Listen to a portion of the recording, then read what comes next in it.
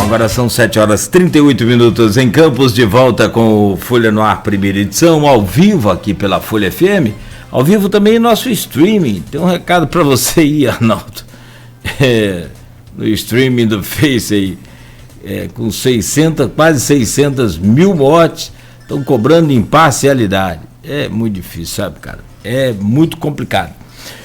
Bom, Arnaldo, depois você fala, mas nós temos o prazer de receber nesse agosto lilás a Josiane Morumbi, que é subsecretária de Políticas para as Mulheres. Essa subsecretaria foi recém-criada, né? Criada agora no governo Vladimir. Tivemos outras secretarias que talvez com nomes diferentes, mas com o objetivo único de combater a violência contra a mulher. Josiane Morumbi, é um prazer, seja bem-vinda aqui ao nosso Folha no Ar, primeira edição. Bom dia. Bom dia, Arnaldo, bom dia, Cláudio, né, novamente. Obrigado pelo espaço, né, do Folha do Ar, sempre aí, né, trazendo um espaço para a gente poder mostrar um pouquinho do que a gente está fazendo aí nos bastidores da nossa subsecretaria. Realmente é uma subsecretaria nova, nunca teve essa subsecretaria aqui, Cláudio. Antes já teve alguns núcleos, que era o NIAM, né, o Núcleo Integrado de Atendimento à Mulher, e que era ligado à Secretaria de Desenvolvimento Humano e Social, mas como secretaria é a primeira vez, subsecretaria é a primeira vez que nosso município tem, e a subsecretaria serve como ponte e braço para todas as outras articulações que devem ser feitas, que são feitas diariamente, né, com as outras secretarias, para a gente poder estar ofertando a essa mulher de forma integral todos os seus direitos, sejam eles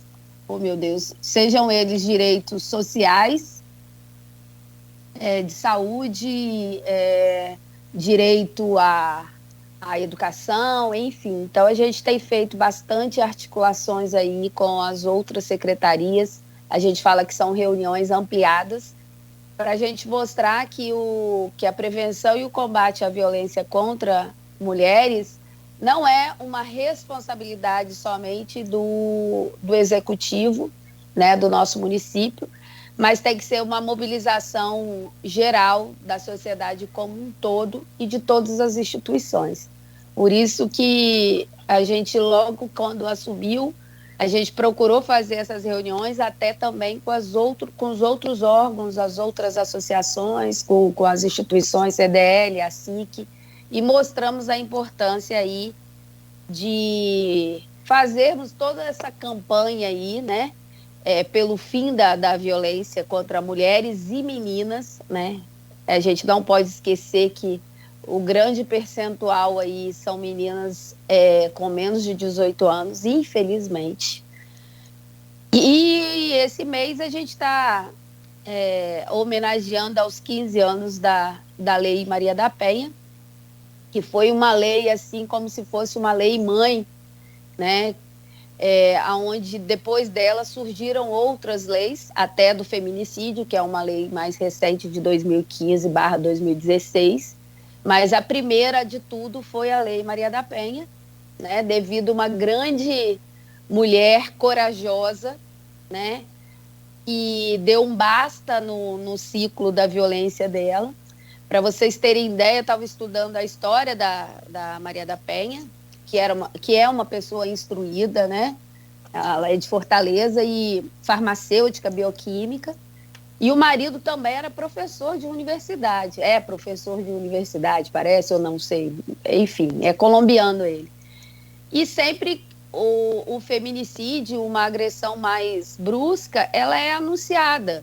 Ela é anunciada porque, se você for procurar no dicionário o que significa violência, você vai encontrar palavras como opressão, como uso de força, constrangimento, submissão, coação. Então, assim, são todos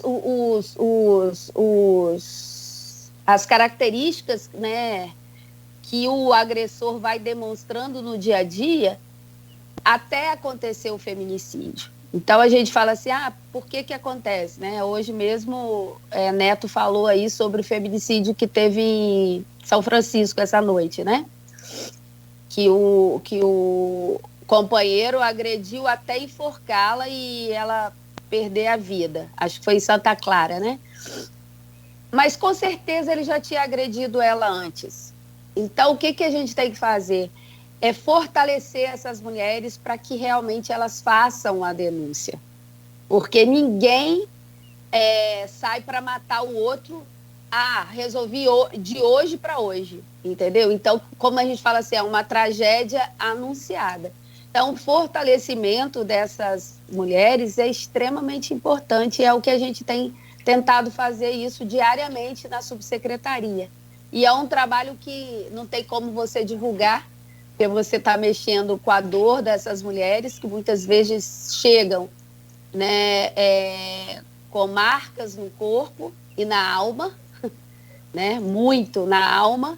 Às vezes não tem aquela agressão física, mas estão totalmente desestruturadas, sem saber para onde ir, enfim. Então é muito comum realmente você encontrar mulheres que não sabem ainda dos canais de denúncia, como proceder. Ontem à noite mesmo a gente fez um atendimento, até foi minha colega Rosilane, do Renê, que atendeu estava na praça, no evento de igreja, e ela viu uma mulher toda cheia de hematoma e roxa pedindo ajuda, na praça, São Salvador. Então ela falou, Josi, eu não sei, eu ligo para a polícia, eu ligo para você, ligo lá para a sua coordenadora da Casa Benta, as pessoas ainda não sabem como proceder. Então, por isso que a gente tem feito bastante encontros, e essa rede de enfrentamento especializada é extremamente importante para essa rede estar junto conosco. Defensoria Pública, Ministério Público, o nosso juizado, que infelizmente ainda não é especializado, mas a gente está lutando aí para trazer o nosso jurídico aqui, né? O nosso juizado ser especializado, porque hoje ele é atendido dentro do GCRIM, que é o juizado da família, não é específico da violência doméstica. A gente tem a Patrulha Maria da Penha, a gente tem projetos junto com a Secretaria de Segurança de trazer 2 rondas a mais pela Guarda Municipal, né? Então a gente está tentando articular isso aí para a nossa Guarda também ter a patrulha dela para poder efetivamente melhorar esse atendimento a essas mulheres, principalmente no momento de risco eminente de morte. Então isso é muito importante, porque as pessoas precisam entender, a patrulha hoje, infelizmente, ela atende outros municípios. Então, ela não consegue fazer esse atendimento emergencial. Por exemplo, ontem, eu não tinha como ligar para a patrulha, a não ser ligar para o 190 e pedir à polícia para poder ela nos ajudar com essa demanda dessa pessoa, para que a gente pudesse levar na DEAN, fazer o boletim de ocorrência, porque ela também não pode entrar na Casa Benta, que é a nossa casa de abrigamento dessa mulher, de acolhimento dessa mulher, e se ela tiver filhos também, porque é endereço sigiloso, então tem que ser uma coisa que vem respaldado com a medida protetiva, enfim. Então, assim, tem toda essa logística interna para a gente poder estar tentando discutir de forma mais urgente e de forma atual aí essa questão que não é normal só em Campos, não é habitual só em Campos, mas no mundo todo se fala de como encontrar medidas, formas de diminuir aí a violência, né, das mulheres todo dia. Isso é uma discussão diária.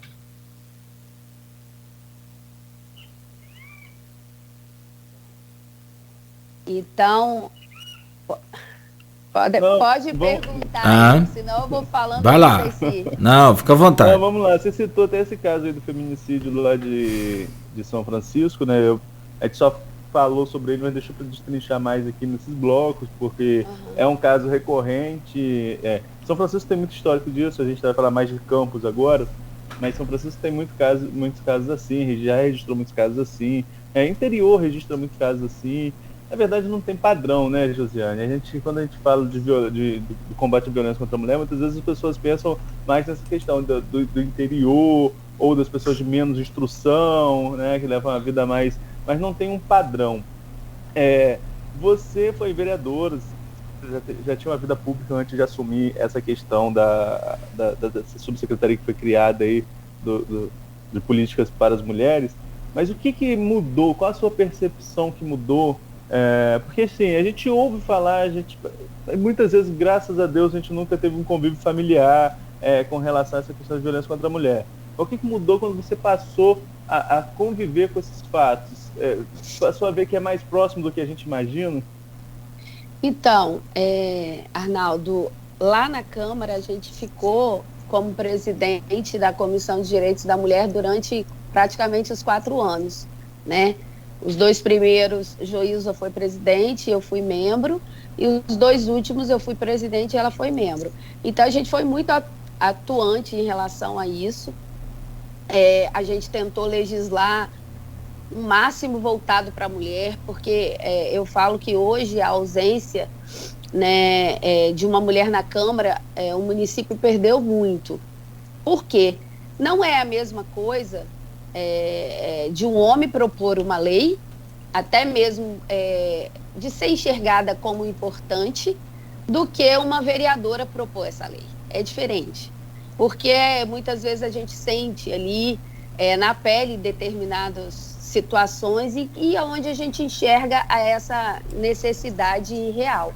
Então, assim, é claro que na Câmara, né, a gente estava falando sobre o Código Tributário, na Câmara eu falo que eu fiz um mestrado, né, porque eram tantos assuntos diversos que a gente precisava de ir para as reuniões, para as pautas, entendendo sobre diversos assuntos. Então, você não pega especificamente um assunto, igual hoje eu trato da violência, do empoderamento das mulheres, tudo que se refere aos direitos das mulheres. Então, é diferente. Então, assim, hoje a minha aproximação, né, e a minha atuação, ela é muito mais eficaz nesse sentido, né, dos direitos específicos das mulheres do que quando eu era vereadora. Por mais que a gente tente trazer algumas bandeiras, por exemplo, já foi sancionada uma lei que ainda a gente precisa de conversar com o prefeito, que Rafael não conseguiu exigir, ele sancionou, mas não exigiu, do botão do pânico nos transportes coletivos. Isso foi uma lei nossa. O CEAM é uma lei nossa, que infelizmente na época, o CEAM, que é o Centro Especializado de Atendimento à Mulher, foi uma lei nossa, que Rafael nem sequer colocou para ser sancionada e a gente levou para o Ministério Público. Hoje é um inquérito, a exigência do CEAM, tanto a exigência municipal como estadual. Foi exatamente isso que eu busquei no 7º dia que eu assumi a secretaria, dia 7 de janeiro. Fui para o Rio, descobri que lá tinha vários imóveis e equipamentos que a gente podia trazer para montar esse CEAM e que antes não foi montado por falta de vontade política, porque só precisava de existir o local, porque os equipamentos, o Estado está fazendo essa parceria com a gente. Então, precisava levar para o Ministério Público? Não. Aí entra a questão, né, da gente estar lá como vereadora, a gente tem esse pleito de exigir algumas coisas, mas hoje a gente trata especificamente desse empoderamento. Então, assim, a mulher hoje, aí a gente pergunta, né, por que a mulher não sai do ciclo da violência? Existem N motivos. Um deles é que a maioria das mulheres que são violentadas são negras e são mulheres com menos oportunidades, vamos botar assim, de estudo, enfim. Muitas meninas de comunidade ligadas também ao tráfico e claro que existe na classe média e alta também, isso não deixa de ser comum. Mas essas mulheres, muitas vezes, elas sofrem não só a violência física, mas a patrimonial, né? Vai separar de mim, eu vou tirar tudo de você, até os nossos filhos. Vai separar de mim, você vai se manter como? E vai manter esses filhos também como? Então, existem toda essa questão dela, o primeiro é o medo. A mulher não denuncia muitas vezes por causa do medo, vou denunciar, mas não sei se isso vai ter repercussão, se a polícia vai prendê-lo, se não vai. Por exemplo, vamos botar a Maria da Penha, ela denunciou, né, porque ele deu um tiro nela e deixou ela paraplégica a primeira vez. Ela voltou para casa, para junto do agressor. Aí ele tentou eletrocutá-la. Então, assim, muitas vezes, por não ter para onde ir, ela volta para o ambiente familiar, que era para ser o ambiente mais saudável e mais seguro, né? Que a gente precisa de lutar para que nossas famílias sejam esse ambiente saudável e seguro, que não é mais, né? Porque você vê muitos casos de padrasto, de pai, de avô, de tio, violentar essas meninas de menos de 18 anos. Então, ela voltou para o ambiente porque ela não tem essa autonomia econômica. Por isso que na subsecretaria a gente vai tanto trabalhar para continuar atendendo essas mulheres com a equipe multidisciplinar, como a gente tem feito, com a escuta especializada. Se ela precisa do CRAS para poder ver a questão de habitação, se ela precisa de ver uma questão jurídica, a gente vai estar acompanhando essas mulheres para ela poder se fortalecer, para poder criar coragem, mas também a gente vai trabalhar com cursos para capacitar essas mulheres. Então, assim, você só consegue ver realmente a mulher se livrando desse ciclo da violência quando ela consegue essa autonomia dela, consegue ter o salário dela, ter o trabalho dela, ter os recursos dela para ela poder definir o que é importante para ela e para os filhos, entendeu?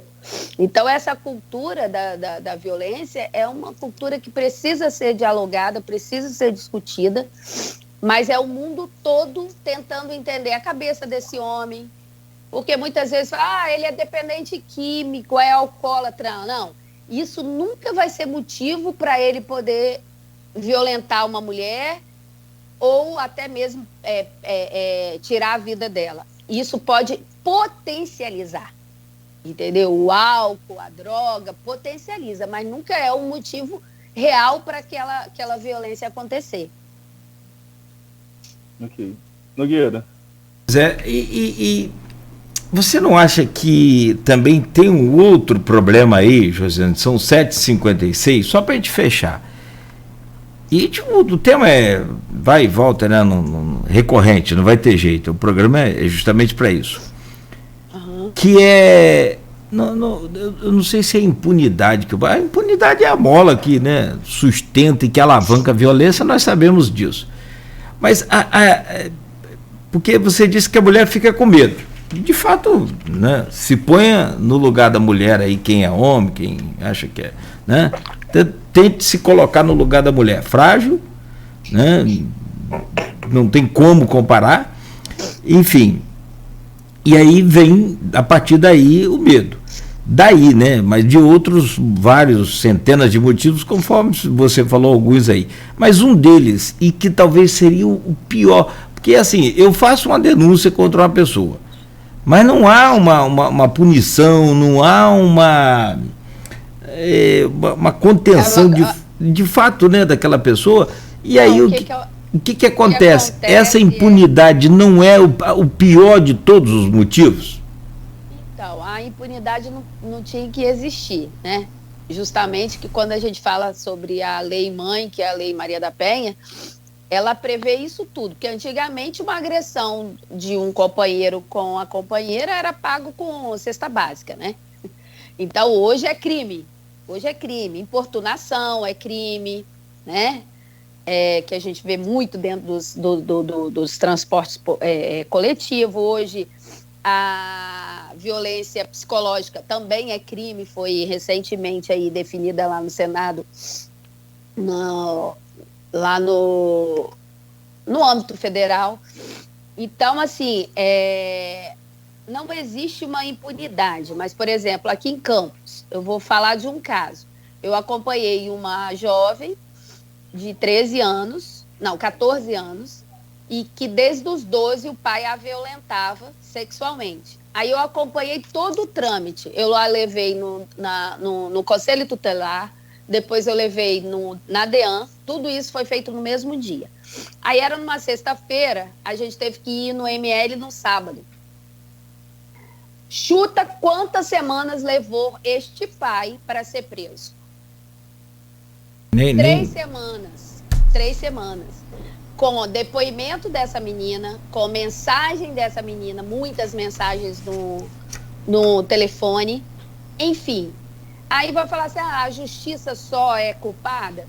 Não, hoje a gente tem uma justiça muito séria aqui em Campos, mas não é a especializada para a violência doméstica. Então, todo esse caminho aí, entendeu? De 3 semanas, aí o que aconteceu? A mãe e a filha tiveram que ficar foragidas em outro estado, enquanto eles estavam fazendo busca, checando provas, tal, e não viveram essas 3 semanas. Não comia, não dormia, não bebia, enfim.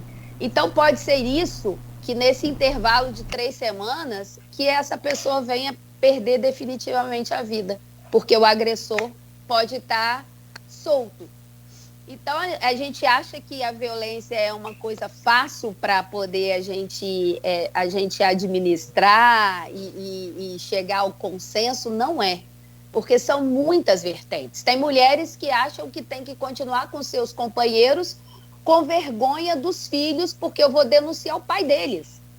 Aí, se eu denunciar, ele vai ser preso? Vai ser preso. Aí, desiste. E acha que aquela cultura ali de violência faz parte da vida dela. Eu casei, tenho que continuar casada, tal. Fora a questão também religiosa, né? Que o pastor, o padre, fala que você tem que manter o seu matrimônio a qualquer custo. Enfim, é uma coisa muito complexa. Eu e a minha equipe, desde janeiro, a gente faz cursos atrás de curso o tempo todo, curso de extensão. Tem muito bons cursos hoje disponíveis e a gente está até fazendo SESC Senat, tem um gratuito sobre a violência, que é algo que não é fácil para poder você monitorar. Perfeito. Bom, são 8h01. Vamos fazer um rápido intervalo? Está na hora aqui, já estourou um pouco, mas a gente volta. Vamos falar também sobre... vamos continuar falando sobre esse assunto, o Agosto Lilás, e essas ações efetivas aí nesse combate à violência contra a mulher. Aqui com a subsecretária de Políticas para as Mulheres em Campos, Josiane Morumbi, ao vivo, no oferecimento dos laboratórios Plínio Bacelar e Proteus Serviços de Saúde e Medicina Ocupacional, com a qualidade certificada ISO 9001-2015.